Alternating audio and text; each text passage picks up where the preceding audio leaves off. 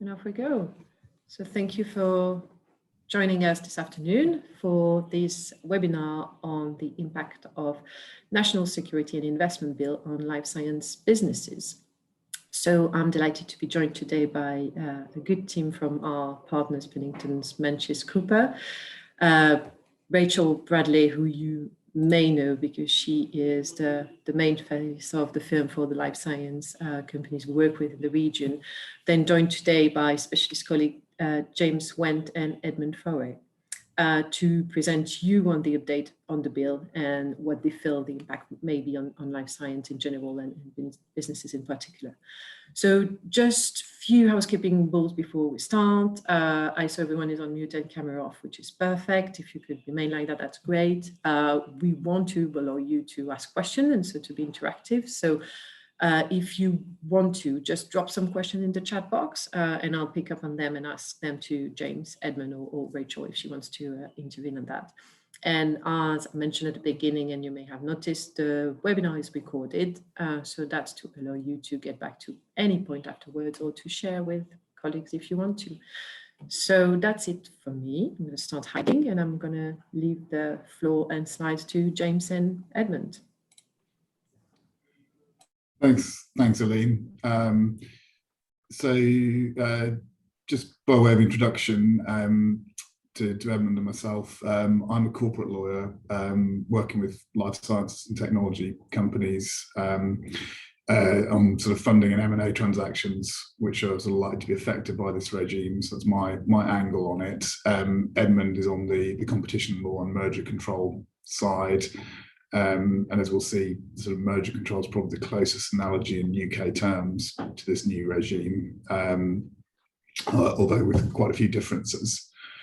So just to give an outline of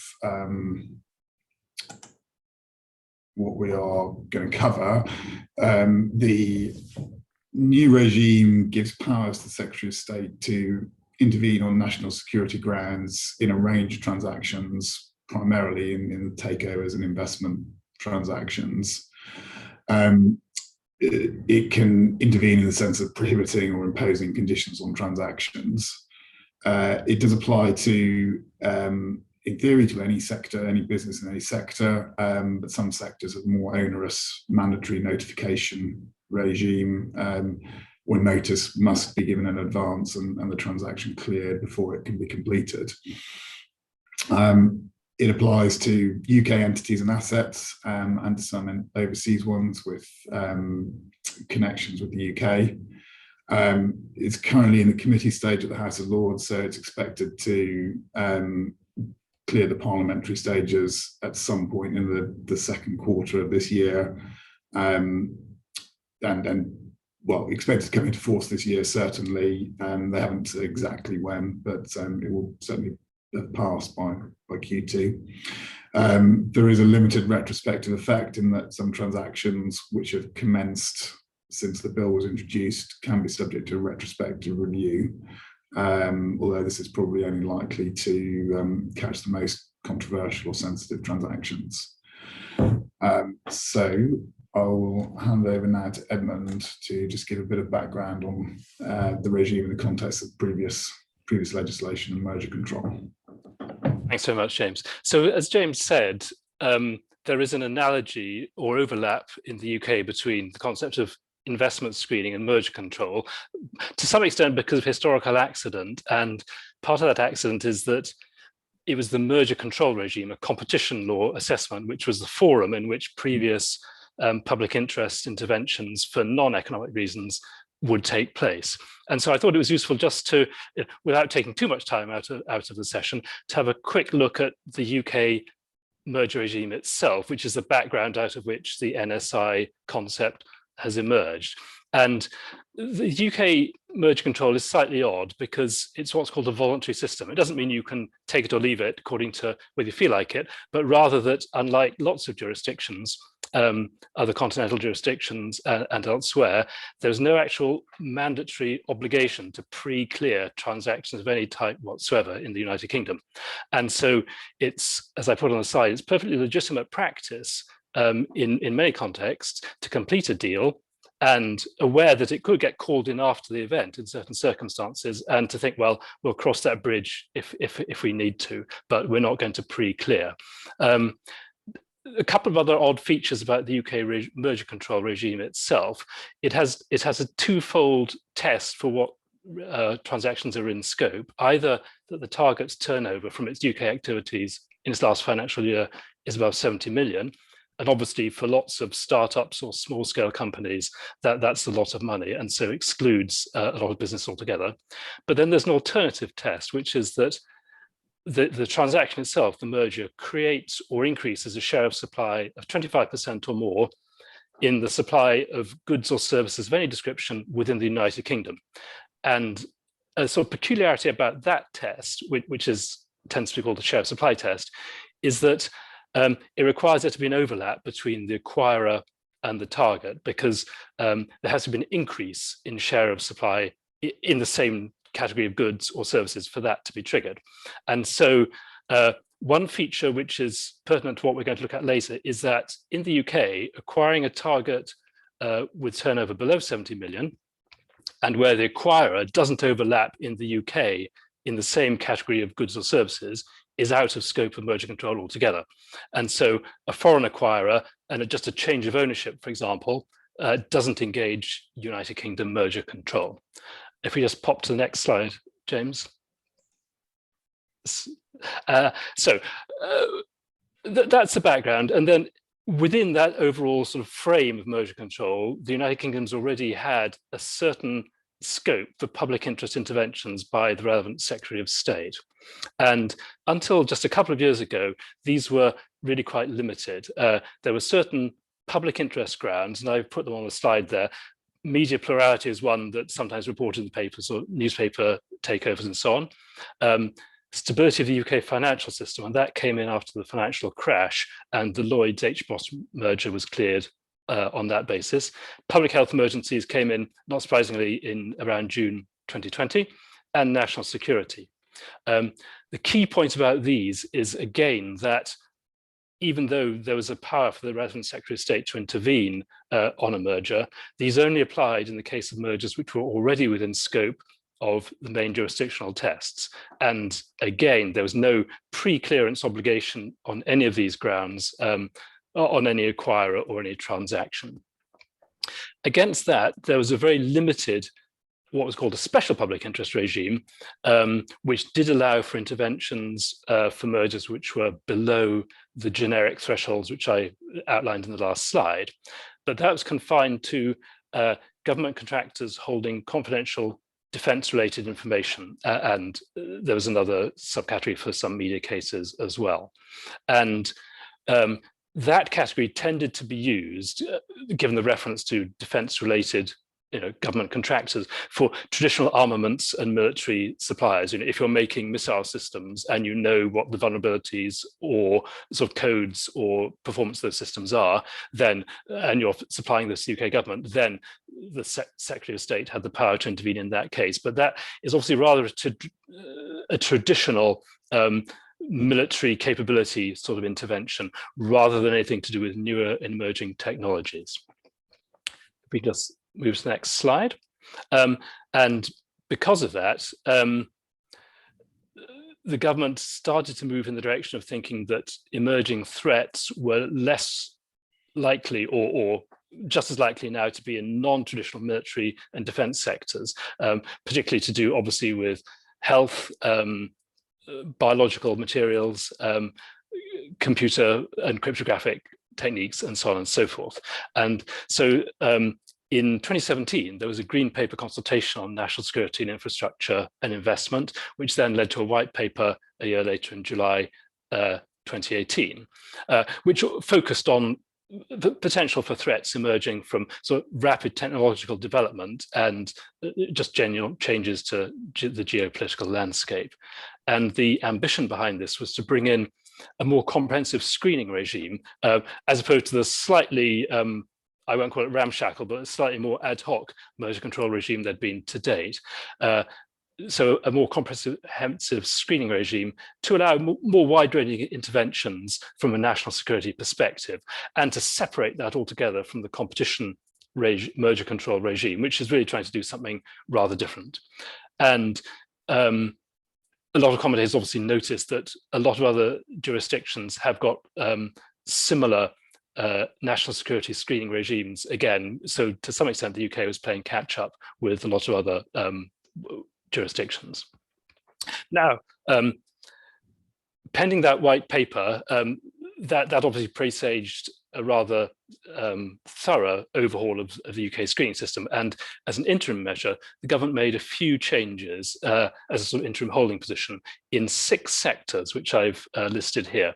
The first 3, military and dual use, quantum technology and computing hardware, were brought in scope in 2018, and the latter 3, advanced materials, cryptographic authentication and AI, in July 2020. And as a sort of interim position, the government effectively knocked the threshold tests for merger control right down for these to a target turnover of just 1 million, or a target share of supply of 25% of activity within the UK, irrespective and without the need for any overlap by the acquirer, which is the traditional share of supply test. So a lot more small acquisitions were brought in scope of review in these sectors, and albeit again with no obligation on an acquirer to pre-notify or pre-clear any of these if it was so minded. And the way the regime worked, these were then brought within scope of all the public interest regimes, even media plurality, but of course in practice, the one which would bite on these was national security. And so that's the background from generic merger control, and then this sort of halfway house position that led up to the current draft legislation going through Parliament, the NSI bill. And James is now going to take us in a bit more detail through the first stages of that. Thanks, Edmund. So yeah, it's useful to start with the mandatory notification sectors, because these are the sectors that are going to be most heavily affected by the new regime. I've listed on the slide the different sectors that have been selected, and highlighted in red those that are most likely to be relevant to life sciences businesses. There was an initial consultation paper on the exact scope of these definitions, which has recently concluded, and the government has published its outcomes of that consultation. And that is narrow the scope of some of these sectors, albeit some of them are still fairly wide. So just if we look at some of these specific sectors, most relevant to life sciences businesses, we've got the advanced materials sector, which has an 11-page definition of all the different things that could come under advanced materials. It includes things like advanced composites, technical textiles, nanotechnology, graphene, additive manufacturing, or 3D printing. In life sciences context, it's perhaps most likely to catch businesses in sort of medical device sector that may be using some of these advanced materials, but probably not as highly focused on life sciences as the synthetic biology sector that we'll come on to. Artificial intelligence is another potentially relevant sector. Originally, is a very broad definition, which would certainly have caught a very large number of businesses, including in the life sciences sector, including businesses using AI for drug development or diagnostic purposes, for example. It now seems to be a much narrower focus. So, as we've got on the screen, it's using artificial intelligence for the purposes of identification or tracking of objects, people, or events, advanced robotics or cybersecurity. Probably unlikely now to catch many life sciences businesses, unless something like identification of objects could be seen as catching, identifying diseases, or in screening, or drug molecules in drug development. I think probably that isn't what's intended. It's more looking at your classic sort of tracking of people in public spaces, and ultimately that's probably something that will be clarified with the government in the course of this legislation moving forward. So synthetic biology is probably where the biggest impact on the life sciences sector is going to be, and the broad definition is on the sort of slide here, but it's really focusing on designing or making biological components or systems that don't exist in the natural world. So examples are designing, engineering biological parts of enzymes, gene editing, gene therapy, cloning, and so this is quite a broad. A broad definition. The government initially talked about being interested in companies developing vaccines, disease-resistant crops, novel materials, novel sensors, DNA storage. And the original definition was very broad. This has narrowed down quite a bit, but it is going to have quite a large impact, we think, on a number of different businesses in the life sciences sector. So just a few real world examples. We'd expect someone producing viral vector vaccines like the Oxford AstraZeneca vaccine to be caught by this. A vaccine similar to the Pfizer BioNTech vaccine would probably also be caught, as well as many businesses who are providing services in connection with the development of those sort of vaccines, in terms of facilitating cloning or DNA analysis. Probably, and just a couple more examples. I mean, it is a detailed definition that people need to look at in the context of particular businesses. But again, a couple of examples. Companies developing monoclonal antibody treatments, which is quite common for autoimmune diseases and oncology, probably caught because they're using synthetic DNA libraries. As an example, things that may not be caught, small molecule drugs are probably not going to be caught because they're not biological. Or developing treatments using compounds found in bacteria in nature, and would not be synthetic biology because you're using something designed in nature. But that is going to be a big sector and catch quite a lot of businesses.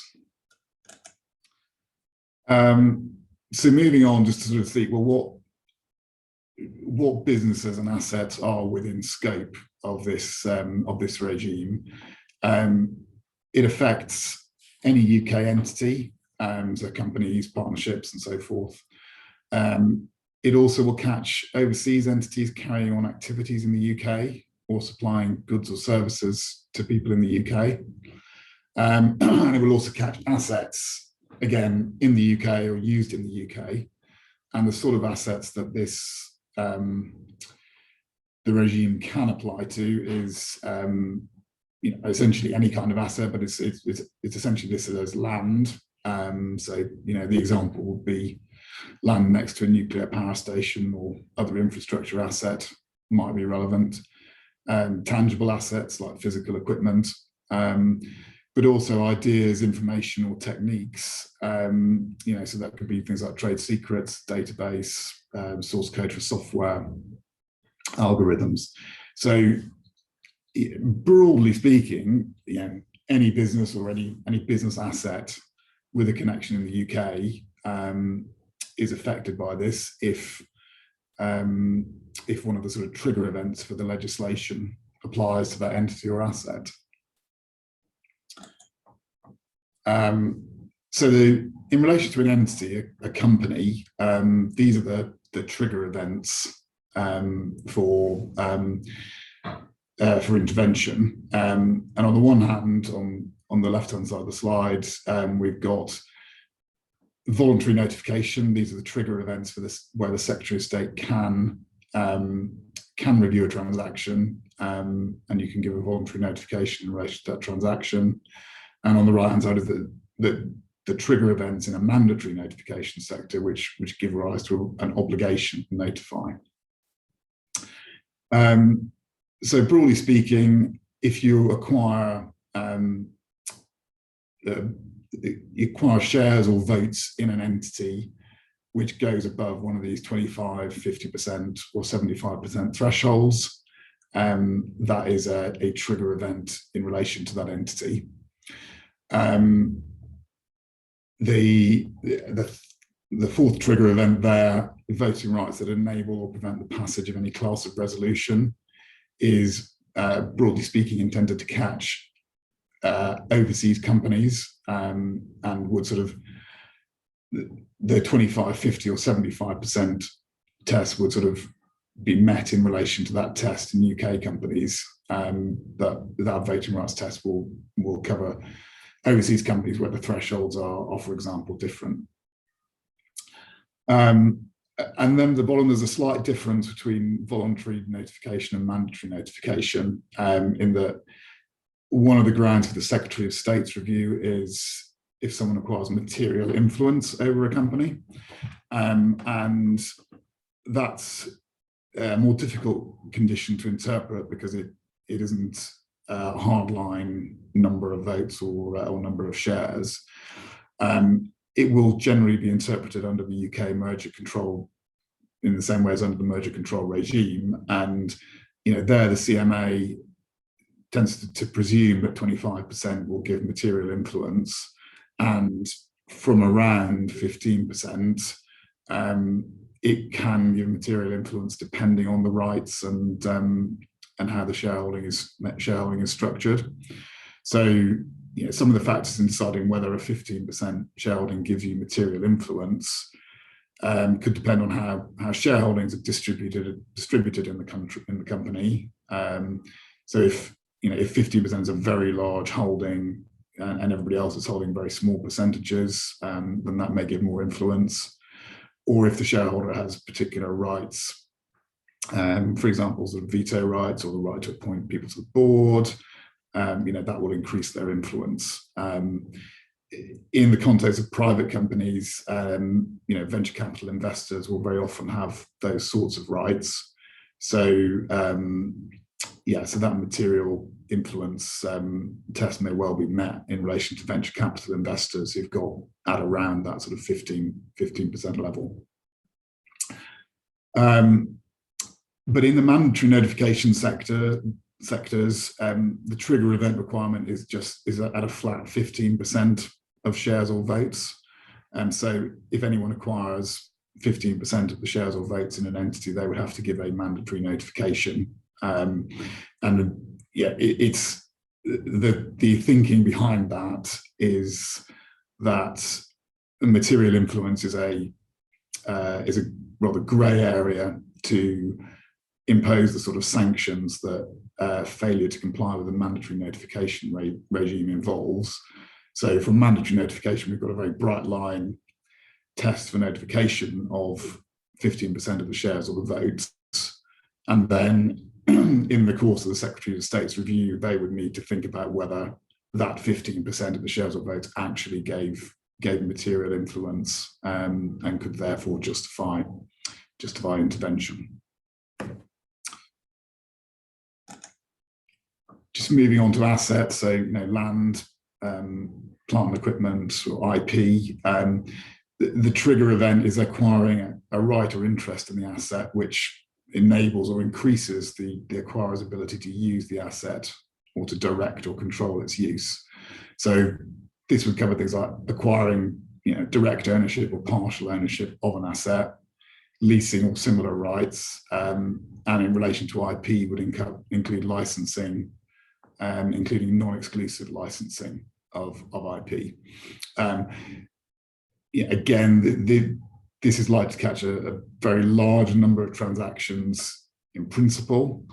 However, there is no mandatory notification requirement for trigger events for assets, even if they are in the mandatory notification sectors. Again, I suspect the thinking is that there is so many potential trigger events in relation to those assets that having the sort of penalties that as a consequence of failing to comply with the mandatory notification requirements, probably not appropriate there. So those trigger events, may be voluntarily notified or could be reviewed after the event, and the extent to which that's required is probably dependent on how significant an asset it is felt to be, or how great the risk of intervention may be. So I think then this is back to Edmund to talk through the process. Thanks. I just managed to remember to unmute myself in time. Yeah, so I'm just going to, in this slide, just have a quick sort of bird's eye view of the process, then look at the various steps in a little bit more detail. So in a nutshell, what's called notifiable acquisitions, which means where one of the notification trigger events has happened and we're talking about one of the key specified sectors, advanced materials, synthetic biology, and so on. So a notifiable acquisition is void if it isn't notified in advance and cleared. And so void just means it's treated at law as if the transaction documents were of no effect. The responsibility to notify in that case lies on the acquirer rather than the target. And once notified, there's a two-stage process, an initial review, and then the possibility of a second stage call-in or a more detailed national security assessment. For the non-mandatory sectors, which James has been talking about, they can be called in for review after the event. And so for those, if you want, there's an option to pre-clear them. And where any transaction is called in for review, there are, for national security grounds, there are three possible outcomes. An outright clearance without more, a clearance but subject to certain conditions, which could be to do with how assets are managed, how companies act or whatever, or most draconian of all, outright prohibition. And in the case of a completed transaction, which is called in, that prohibition would translate into a requirement to unwind the transaction. And there are severe penalties in the case of the notifiable acquisitions, the mandatory sectors, for completing those without prior notification and clearance. Okay, and in the next slides, I'm just going to look at those stages in a little bit more detail. Okay, so let's say we're in the mandatory notification space. What do? Well, we assess our transaction, first of all, against the 17 key sectors. Do the target's activities fall within those descriptions? And then has there been a notification trigger? And those are the acquisitions of votes or interests at 15, 25, 50 and 75%. What do we do if we're not sure? Well, the government has helpfully offered or has said it welcomes the chance to give informal advice where people are not sure, and I just put the email contact there. It remains to be seen how helpful that's going to be, but I suspect it could be useful in marginal cases. The advice you'll get is non-binding. However, it might be useful in a few cases. I've listed some here. Obviously, if you're unsure how to interpret a definition, in an auction process, it might be useful because that's a rather non-standard relationship between a pool of potential acquirers and the target. It could be useful in cases where you're not quite sure if you can get all the information together to get that notice to a fit state to put in. And the government also indicates that informal advanced discussions could be useful in some cases to reduce the actual clearance time needed for the screening itself. Okay, next slide, please. So let's say we've identified that our transaction is within scope of a mandatory notification. It's a notifiable acquisition. Well, as I said, the transaction will be void if it isn't pre-notified and cleared by the Secretary of State. The notification itself, just in talking in terms of mechanics, is going to be in a prescribed form. There's currently a draft version out on the government website, and I put the link there. The notice itself, currently it's an 8-pager. It's relatively detailed, but it's pretty much all factual information required rather than anything else. And so obviously details about the identities of the acquirer and the target, the nature of the transaction, description of what the target does, and drilling down into the ownership structure of the acquirer, so right through to ultimate beneficial ownership, and so on and so forth. So the acquirer isn't expected in that notification to make any comments or assessments or submissions about whether there are national security issues or not. It's purely a sort of rather matter-of-fact reporting of the transaction itself. Now, there's a bunch of required information for that notification. If you send it in and some of that information is missing, the department, BEIS, will just ping that back to you saying, so we can't do anything until you complete it. So the notice can be rejected as being incomplete, and then it sort of goes back to the acquirer to make good any information gaps and send it back in. Thanks, James. Okay, so once the notice is complete and it's been accepted as complete, the process starts in proper, and that's what starts the various sort of time limits and clocks running. And so your mandatory notification, your notified acquisition has been notified, the notice has been accepted. There's then a 30-day or 30 working day period rather for the Secretary of State to do an initial screening. And at the end of that period, there are two possible outcomes. It'll either be called in for national security assessment under what's called a call-in notice in the legislation, or the Secretary of State will issue a no action notice, which basically means nothing. Well, as it says, go ahead. So it's effectively a clearance at that preliminary point. And the government's impact assessment for legislation anticipates that so 18 or 19 out of 20 of these initial 30 working day notifications will get no action notices at the end of that period. So it's only expecting, even of those that are notified, a very substantial or very insubstantial minority to be called in for actual security assessment. The initial plans were that a lot more information about what was cleared, what was called in, what was given no action notices was going to be published. There was quite a lot of pushback in consultation about that, and probably rightly. And so the decision whether to call in a notified acquisition or to issue a no action notice is not expected to be anything which is going to be published as a matter of routine. So the fact that you've submitted your notification and that you've had your no action notice after 30 days, or that it's been called in, is not something that is going to be in the public domain. The government will use the word routinely. It's hard to see necessarily at what points it might go against that presumption, but who knows, there might be some. Okay, next slide. Okay, so let's say we're one of the unlucky ones. We're one of the 1 or 2 out of 20 that gets called in for an actual assessment. And I'll just say also that this call-in is the same process which would apply where a voluntary or a non-mandatory acquisition is actually called in. So a further time periods then unfold, an initial period of another 30 working days for the assessment, and then the possibility for government to extend that by a further up to 45 working days, if it's considered reasonably necessary by the Secretary of State. And then even at the end of that, there's a possibility for a rather odd concept of voluntary period but it has to be by the agreement with the acquirer. And it's hard to see that, because by that point, we'd have already had the initial 30 days of the first phase, then a second 30 days, then the 45 working days. It's hard to see that very often there would be any need for this further period, given that the assessment itself is on fairly narrow grounds. These time periods, the clocks can be stopped at any point if the government issues a request for further information by issuing an information notice, and it also has the power to actually require attendance in person as a witness as well, an attendance notice. And so these clocks can, in principle, be stopped while further information, outstanding information, is being sought and until it's submitted or made available.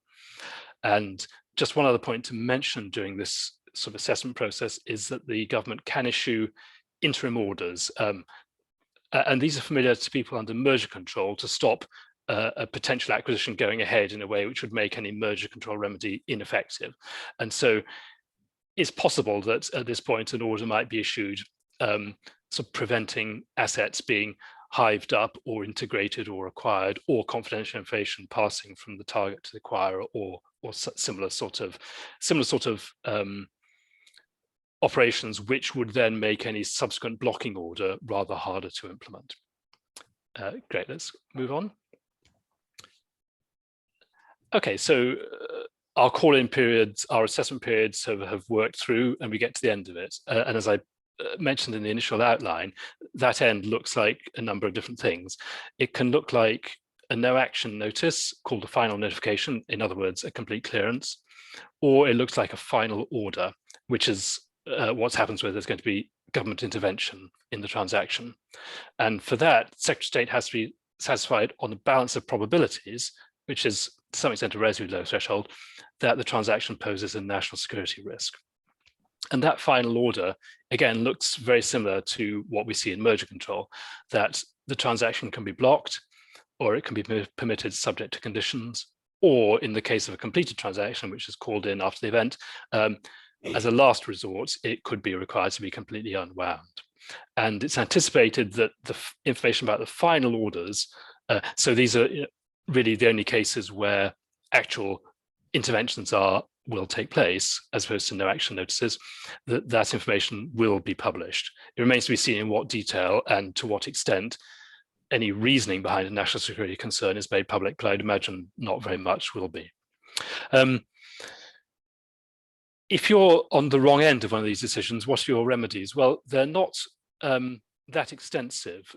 Again, rather like merger control, or in some parts of merger control, there is an option for judicial review of most decision points most Secretary of State decision points during this process are subject to judicial review. Judicial review normally has a time limit of 3 months, well, promptly, but 3 months at the outside. So, whereas here, under the statute, that time limit is truncated to 28 days. So if you're on the wrong end of one of these decisions, you don't have very much time to decide whether you have a case for judicial review, and if so, to get everything together and actually launch proceedings on that basis. So it's a kind of put up or shut up regime in that respect. The other point about judicial review is that a court is going to be unlikely to, or almost certainly won't, impose its own discretionary judgment as to the degree of security risk, where obviously it would be considered more properly a matter of government, as opposed to intervening on procedural improprieties or other classic grounds for judicial review. Should also just mention here that this national security process, even though it's totally separate from the normal competition merger regime, may run in tandem, because in principle there's nothing to stop a transaction being within the merger thresholds that we looked at the start of the session, under competition grounds to do with its effect on the market, but also to stray into one of the mandatory notification or voluntary notification areas, and to have a national security overtones.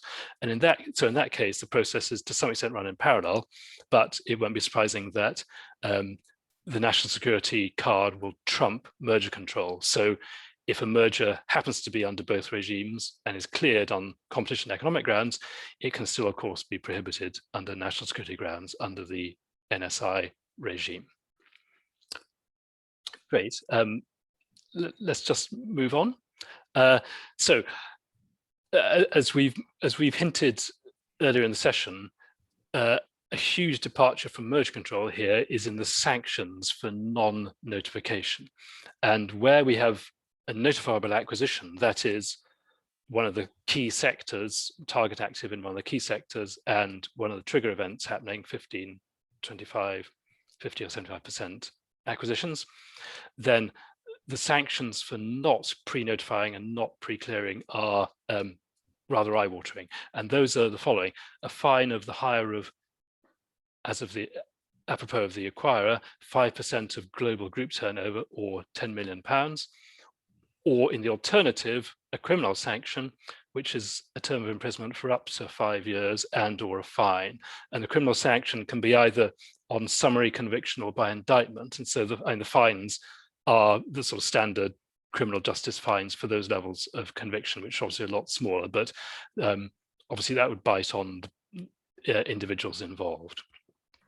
And the two areas, or two actions which attract the very significant fines are the following: as I said, completing a notifiable mandatory pre-notification transaction without pre-notifying and having it cleared, or failing to comply with an order. And the reason for the second one is that if an order says you are not allowed to acquire these assets and you go and acquire them anyway, then that's always just a flouting of that order.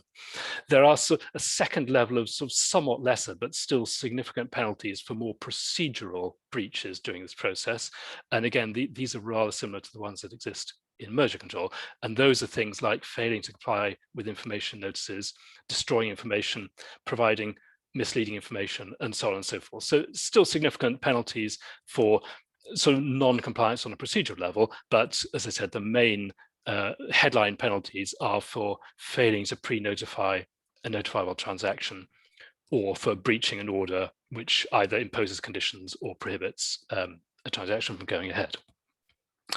Just mention also that notifiable acquisitions, so these obviously should be notified, but let's say for whatever reason one isn't, it can be validated by the Secretary of State after the event, which means that it becomes, having been legally void, it then becomes not void.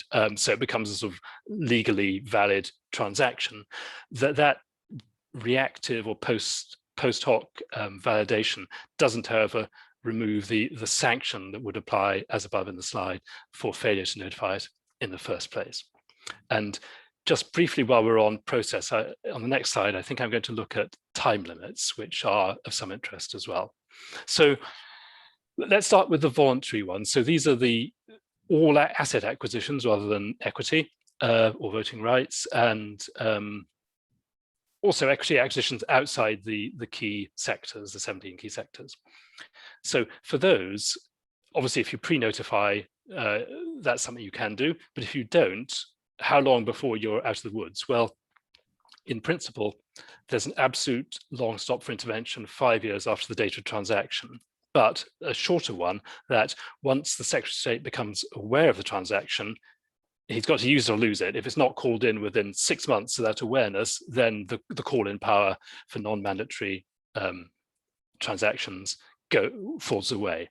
And when I say become aware, I don't mean that you have to write to the Secretary of State, but any publication in normal media, so a publication on company websites, things picked up in the trade press and so on and so forth, normal sort of making public will count as awareness. And so in that sense, this is somewhat similar to the current merger control regime, although in that case, the time limit is 4 months rather than 6 here.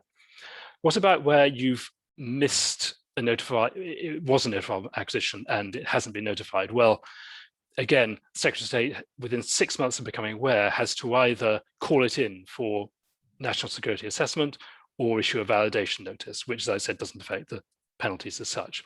And in those cases where we're in a mandatory notification scenario, there's no ultimate long stop of 5 years or anything else at which that power falls away. So in principle, if something only becomes known years and years after the event, it can still be called in if it's in one of those mandatory sectors at that point. And I won't go into detail now, but there are sort of somewhat similar time limits for anything between the date that this legislation was laid in draft, 12th of November, and the commencement date of the legislation when it gets royal assent as well. Great, let's just move to the next slide. I just want to briefly talk about, so obviously the procedure, if we're in a mandatory sector, is pretty obvious because you have to notify and you just crack on with it. What if we're not in a mandatory notification scenario? What are the issues? Well, as I said, there's no requirement to pre-notify, but there is the possibility of that post-completion call-in and potential unraveling, and a value judgment has to be taken on, is there any credible national security issue here or not? I suspect we'll see where we're talking in sort of grey areas at the margins, we'll see acquirers pushing in cautious pre-notifications anyway. And the reason for that, a few reasons. One is that the notification isn't actually a huge process. As I said, it's an 8-pager, it's factual information. Most of it will be there in transaction documents anyway, and it doesn't really need, I shouldn't say this, but it doesn't really need a huge amount of legal advice to fill that in because it's factual information about the target, the acquirer, and so on and so forth. For voluntary sectors, I should think the vast majority will get a straightforward no action letter after 30 days, if not sooner as well. So it's a pretty quick clearing that out of the risk matrix. And the other factor is that there's no fee payable for this. And you might say, well, why should there be? I just say that in merger control, even a tiny acquisition, even if it's cleared, that's subject to CMA review, has a fee, and these fees range from sort of 40,000 up to 160,000 just for the privilege of having had your merger reviewed by the CMA. And so that's in the sort of cost benefit analysis, the fact that this is just a question of submitting that form, hopefully not hearing much more and getting your clearance within 4 or 5 weeks, might suggest that a lot of people will, where they have any national security concerns whatsoever, will submit cautious pre-notifications in the voluntary sectors. And as I said, if we're in a voluntary sector and it is called in, then the that assessment process, the initial period, further period, and so on and so forth, and remedies are all the same as for the mandatory sectors. Great, and I think James and I are going to look briefly at, we've been talking about national security, but does anyone actually know what it means? Thanks, Edmund. To which I think the answer is probably no. So there's a lot of resistance to trying to define national security as this legislation has been going through Parliament. I think we're not going to get a definition of national security. I think it is fairly clear that it is about national security, and so it shouldn't just be about economic interests or preserving national champions in particular sectors. Although there's often political desire to do that, so whether those factors leak in will remain to be seen.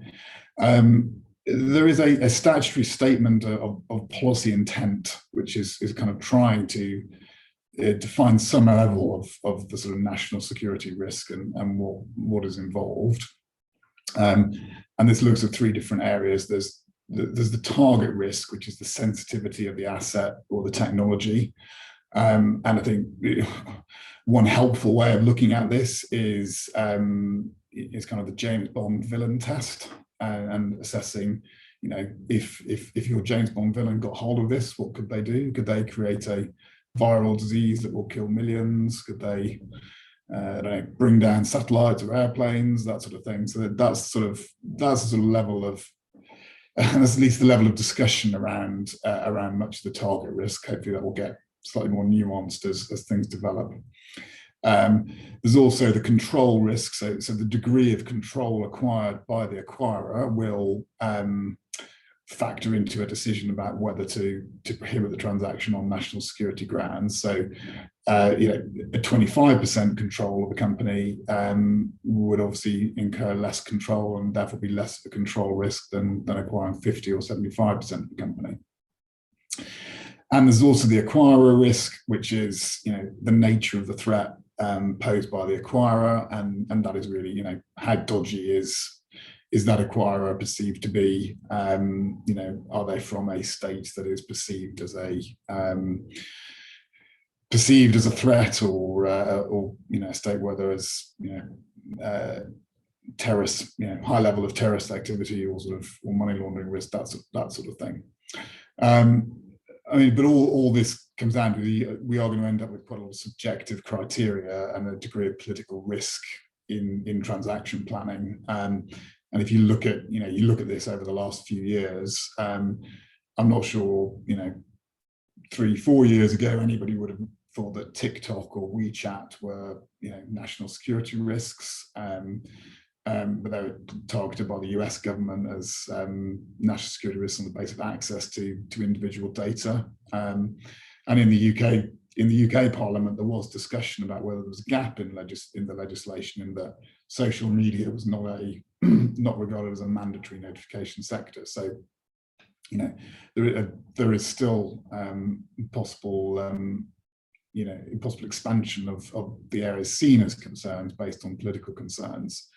We've also seen, even just in the last few months, there's a degree of vaccine nationalism going on at present, with restrictions on export of vaccines, and so one can see that vaccine development and production capacity, could well now be regarded as a matter of national security in a way that probably we wouldn't have said even 2 years ago that was a high priority for the government, or something on its high on its agenda.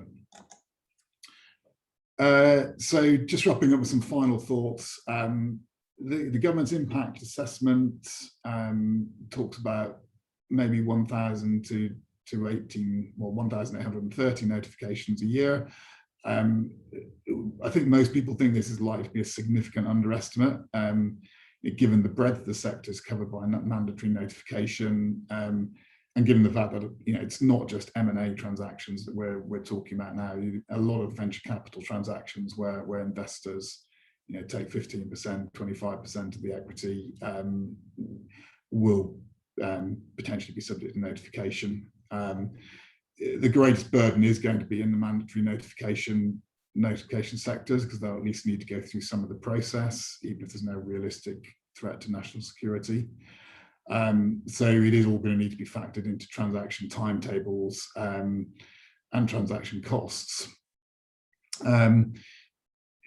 There is a question mark about what impact this will have on the UK as an attractive investment destination.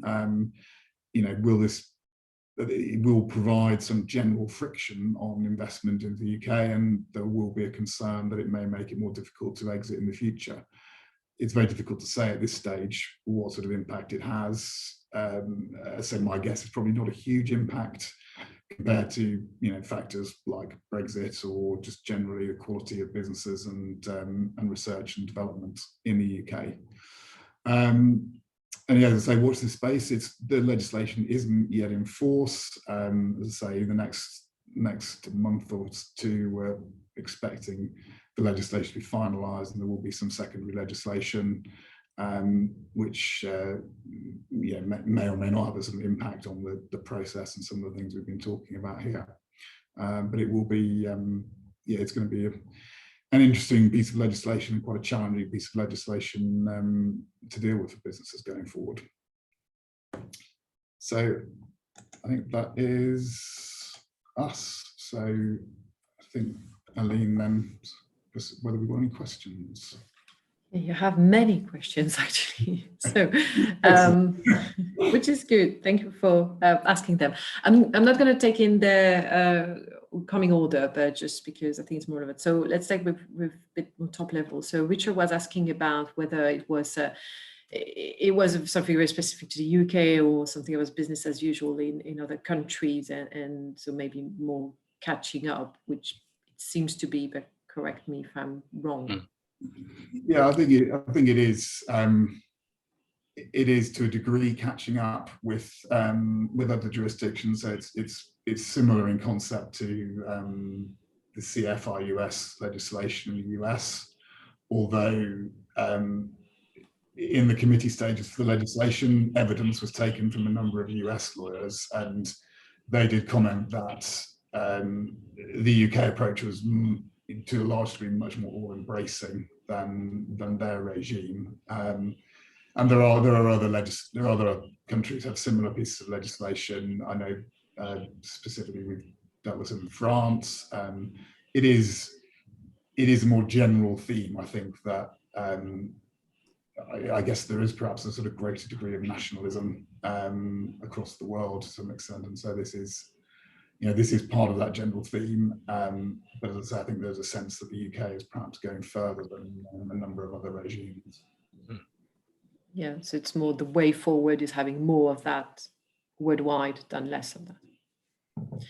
And then just a question on the scope. So in your last line, actually, you put an idea of numbers. So they were talking between 1,000 and 1,830 cases. That's cross-sector. Yeah, I mean that's the government. That's the government sort of sense overall. I mean, I don't think there's any sort of breakdown. Okay, because one of the question was if we had any sense of how much that would impact life science. So if we had any idea of how many cases we may see in life science, or maybe how many companies would fit in the categories or the bracket that you're meaning, which. Yeah, if you have an idea, great. If you don't, I think his question doing some very rough maths, because the government's estimates are probably wrong. I think that's probably our starting point. They estimate but somewhere roughly between 1,000 and 2,000 notifications a year, and probably, as James said, most of those will be in mandatory sectors. the 17 key sectors, but some may be outside that as well in voluntary things. So let's say 2000 is correct, and we've got 17 key sectors. Well, there's more mathematicians on the call than me, but that's not a huge number per sector if they're evenly distributed. The government then thinks there might be about 100 call-ins per year. Again, it's probably going to be wrong, but that's his current best guess. About 100 call-ins and about 10 remedies. So out of 1 in 10 that's actually called in for that sort of more detailed scrutiny, 1 in 10 maybe gets either blocked or gets some conditions imposed. And just by way of context, under the current merger control regime, which allows for national security intervention, there have been, I think, in the last 18 years, 12 national security interventions in total. And so if the government's estimations are correct, that's roughly a 15-fold increase in national security interventions in the UK than what we've seen hitherto. As to how that affects life sciences in particular, very hard to say, but I think, I mean, there may be figures out there that suggest, preponderance of M&A and venture capital activity in life sciences in the UK so it's probably a bigger sector within those 17 than some of the other sectors. And so probably sort of, well, I'm digging myself a hole because I can't give a number, but come back to us in a couple of years and we'll give you some stats. Yeah, that's fine. And I think it's also to figure out the number of companies or activity that would fit in that category. And if you look at headlines, how many big acquisitions we've seen in life sciences, it's not so many. I think the number of transactions, I suspect, the biggest concern is probably to a degree in the venture capital investment field, because M&A transactions are typically big enough that everybody can look after themselves. To the extent that venture capital transactions involve going above these thresholds and require notification, that's a bigger burden for sort of smaller transactions. And I think it is difficult to say exact numbers, but are sort of on the initial definitions, a lot of the investors that we were talking to felt that most of their portfolio companies would fall within one of those definitions. I think it's gone narrower, and we kind of just been doing some rough analysis based on the sort of the businesses we deal with, and very roughly, it's probably not as many as sort of 50% are caught by the sort of current definitions, but that's quite a lot of, you sort of scale that across the market, that's quite a lot of businesses ultimately.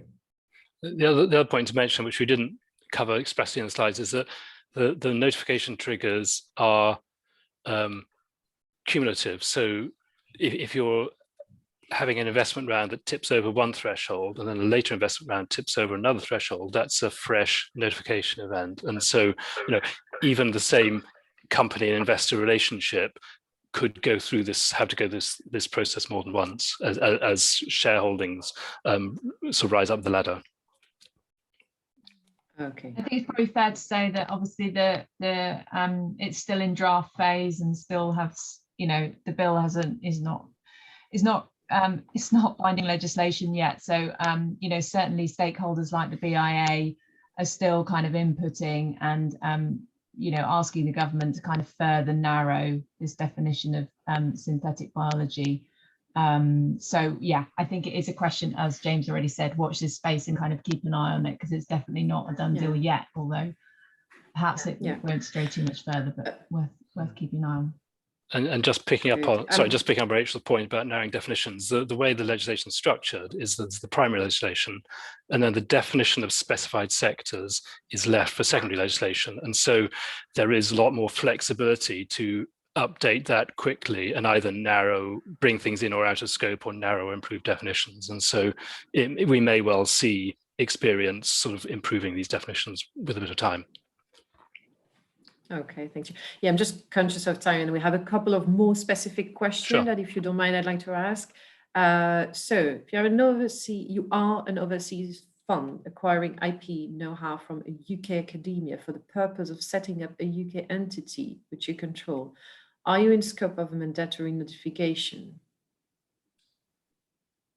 I think potentially the UK entity is in scope of the mandatory notification, because the UK entity will be issuing shares to the overseas investor, and so the overseas investor will be acquiring control of that UK entity. Yeah, and so subsequent to that, what about if the shell company already exists? If that makes any difference? Yeah, we haven't really got to the bottom of how you might sort of structure sort of timing. So I could sort of see if you set up a shell company that has no IP, doesn't have any rights to any IP, and then that IP is acquired by license from a technology transfer institution. Perhaps on the face of it, there isn't a mandatory notification because the entity was not doing that business at the time, but it would be a bit of a grey area because the entity obviously had the intention of doing that business, and given the consequences, I'm not sure many people are going to want to take too much of a risk in trying to sort of go for those grey areas. I mean, it may be something that one can get guidance from bees on that's as part of the process, but I think it's a slightly risky approach, taking trying to sort of finesse the legislation too much.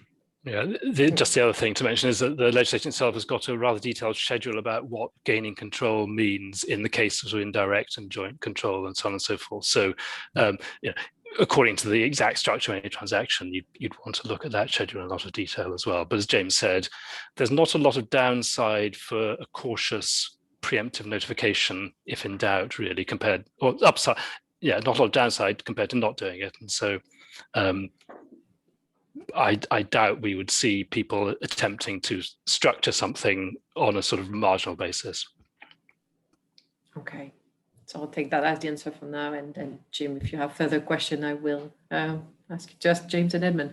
And just another one a bit more specific. So what about on the seller perspective? So can I reach out to the agency as the seller to clear my company so that I can confirm to potential purchaser that my tech won't fall under national security concerns?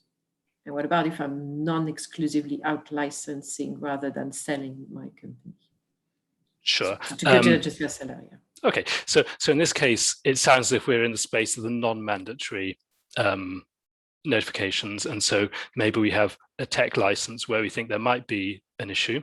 Can we, as the owner of that, the seller, do anything to, well, ultimately it's a risk assessment for the acquirer because it would be the acquirer that would be subject to any call-in. I think we will see sort of cooperation between acquirer and target or seller in any informal contact with BEIS to see if there are any concerns or not. So I think the seller can have a role in that. As I said, the informal advice from BEIS will be non-binding. So it could well be that you'd get a fair amount of comfort, which would obviously smooth the transaction and make the acquirer more comfortable, but ultimately it'll be at the acquirer's risk. And so if I'm the seller, I want to make sure in my transaction documentation that any responsibility falls on the acquirer, and so we sort of structure provisions accordingly. But yes, you can probably do something to smooth things, and if and any sort of pre-notification discussion with BEIS could actually speed the process as well. So there is stuff you can do, but ultimately, if there's an actual legal consequence, it would fall on the acquirer. So it's ultimately down to the acquirer. Okay, thank you. And same, if any follow-up, I would probably leave that to later. Sure. A very quick one, just conscious of time. So how do we think this regulation will enable safeguarding against acquisition through proxies? Oh, sorry, I didn't quite catch that. So how do we think these regulations, so the National Security Bill, will enable safeguarding against acquisition through proxies? So given challenges that exist in identifying beneficial ownership in overseas companies. Yeah, I'll take this one first. Again, it's the acquirer's responsibility to clear, and the notification is the acquirer's responsibility. And so presumably the acquirer will know what its beneficial ownership chain is, and if it's an intermediary within that chain, would have the means to secure the information. And as I said, the legislation itself contains a detailed schedule about indirect control. So control exercised through a nominee company, for example, still counts as control, or through any other form of intermediary whatsoever. And so I think what we'll see is if there's opaque ownership at the top, then the government will probably just reject the notification and say, well, there's not enough clarity here about who's ultimately in control, who's pulling the strings, for us to accept this and start our 30-day clock running, and so on and so forth. And so what would happen is that would just get put back to the acquirer to say, give us some better information. And I suppose the other factor is that, you know, we're talking about national security, so I don't know to what extent the government has other sources of information to verify you know, the veracity of any claims about direct or indirect ownership as well before it accepts a notification, but I suspect they may do. And so, and again, I think it's going to be up to the acquirer to satisfy any concerns there might be about who the ultimate beneficial owner or controller is, that the process can't really proceed unless the government's satisfied that that information is there and that it's reliable and credible. The government also has the ability to call in witnesses or require provision documents or information as well, subject to fairly heavy penalties for non-compliance and heavy penalties for misleading information as well. So I think it would be, I think most acquirers will do their best to get sort of clear path of beneficial ownership right to the top of the chain as quickly and as sort of well evidenced as possible in order to smooth the clearance of their transaction.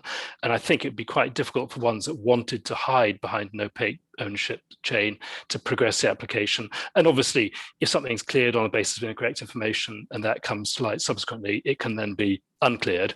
And so I think generally we'll see acquirers being cooperative and trying to be sort of transparent and frank about that. Okay, yeah. It's an interesting question though. No, I think it does, and I think that makes sense.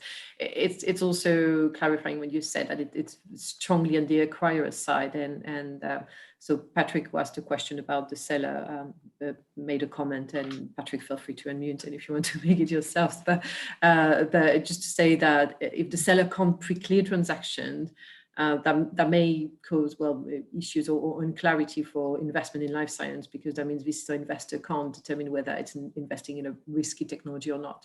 And maybe having something that would allow this clearance for technology that fall outside of the scope would be useful, because that may give them a sort of green card for being acquired or get some of their assets acquired.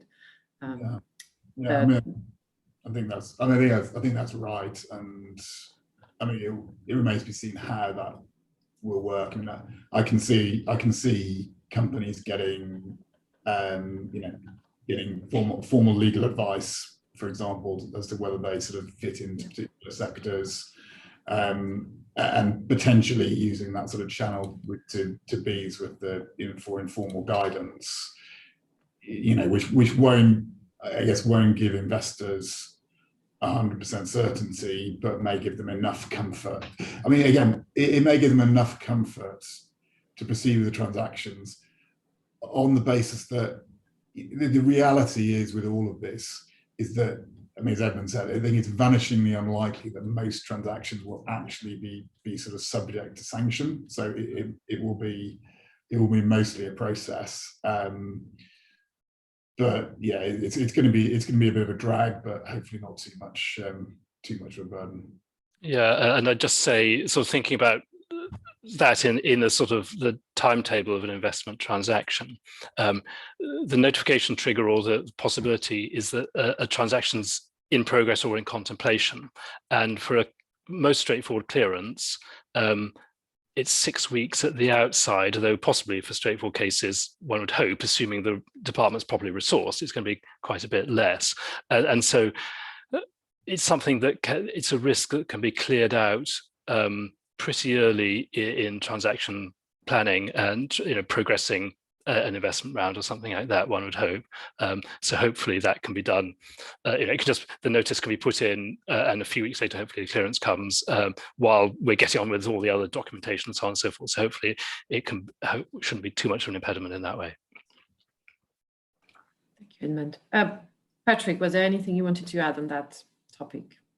No, thank you very much. It was very interesting and informative. Okay, good. Well, thank you for your contribution. So I think it's coming to an end, rather late, but hey, that was very interesting and really good comment on how useful that was. So as I said, seminar was recorded anyway. I'll send the link to those who attended and those who registered, but didn't attend for some reason. I guess everyone is very busy. And of course, they will get back to it and they can contact you, James, Edmund, and Rachel, if they have any specific question. But thanks very much. Thank you all. Thanks.